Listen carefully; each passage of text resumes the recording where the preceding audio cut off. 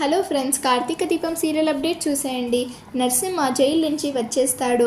అప్పుడు దీప అత్తయ్య ఇప్పుడైనా ఏం జరిగిందో అర్థం చేసుకోండి అని అంటుంది.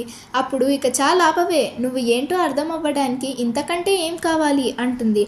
దీప వాళ్ళ అత్తయ్యకి తన తమ్ముడి మాటలు గుర్తు వచ్చి, నా తమ్ముడు చాలా చాలా పెద్ద తప్పు చేశాడు అని అంటుంది. వాళ్ళు వెళ్ళిపోతారు. కార్తిక్ ఇప్పుడు నీకు సంతోషమే కదా అని అడుగుతాడు.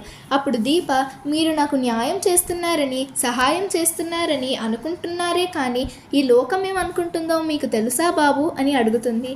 అసలు అందరికంటే మీ వల్లే ఎక్కువ బాధపడుతున్నాను అని అనగానే షాక్ అవుతాడు కార్తిక్.